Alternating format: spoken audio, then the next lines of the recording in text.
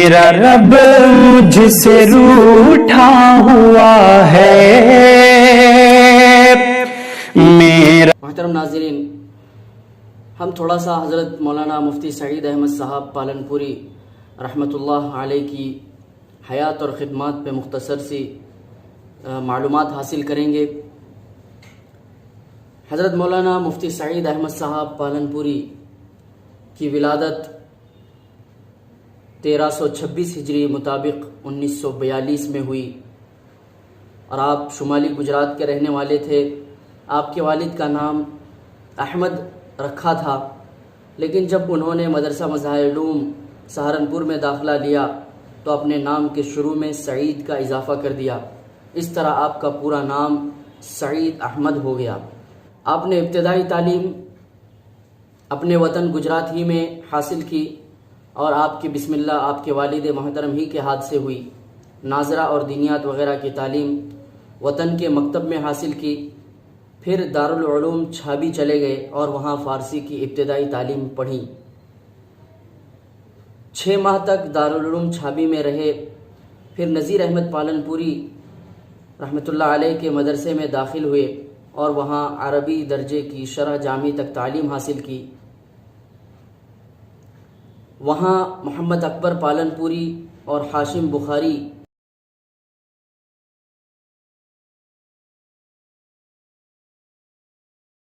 ان کے خاص اساتذہ میں شامل تھے.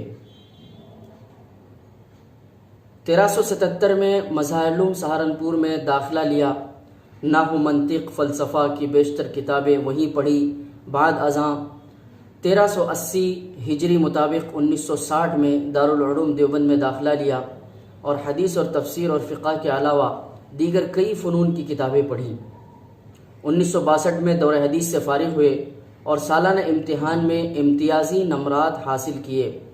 پھر اگلے تعلیمی سال میں شعبہ افتاء میں داخلہ ہوا اور افتاء نویسی کی تربیت حاصل کی. تکمیل افتاء کے بعد 1384 میں دارالعلوم اشرفیہ سورت میں علیا کے مدرس مقرر ہوئے. یہاں تقریباً 10 سال تک تدریسی خدمات انجام دی.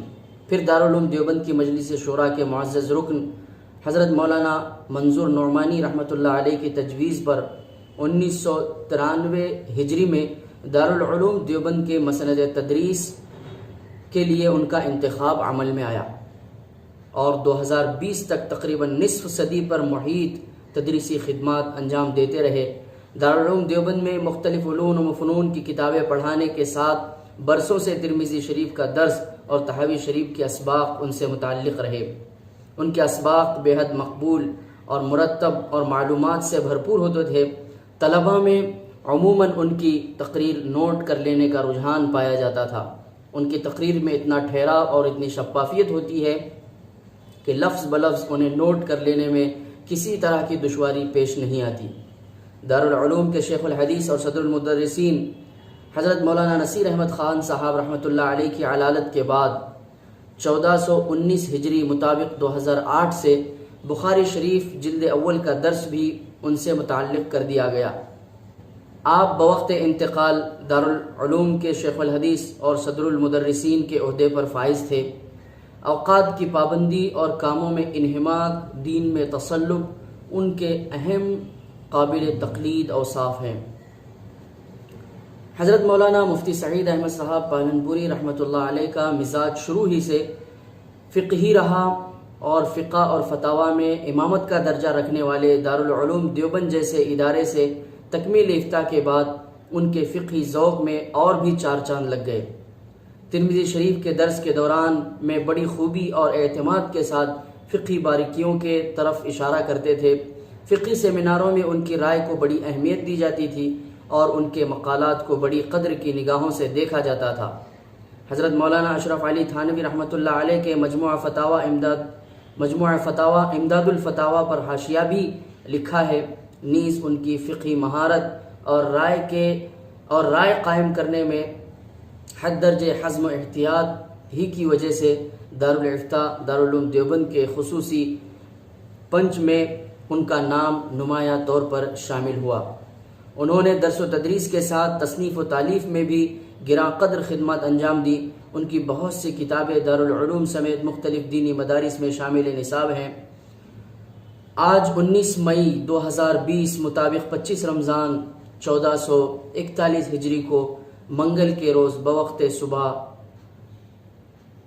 آپ بمبئی کے ایک اسپتال میں انتقال کر گئے.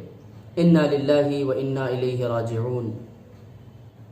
آپ نے بے شمار کتابیں لکھی ہیں جن میں مشہور کتابوں کے نام یہ ہیں: مبادیات فقہ، آپ فتویٰ کیسے دیں، حرمت مصاہرت، داڑھی اور انبیاء کی سنت،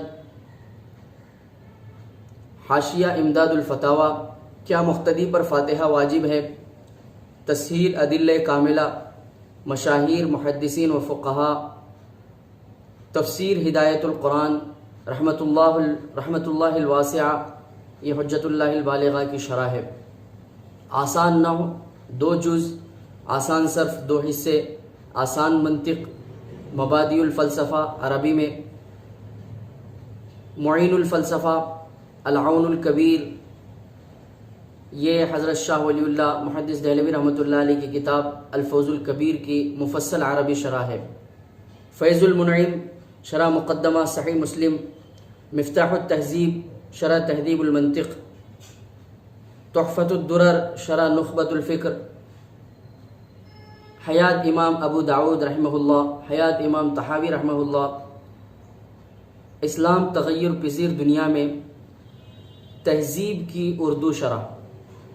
یہ چند تصنیفات آپ کی ہیں جس سے آج پوری دنیا فیضیاب ہو رہی ہے، اور خصوصاً ہندوستان اور پاکستان اور بنگلہ دیش کے طلباء اس سے استفادہ کر رہے ہیں.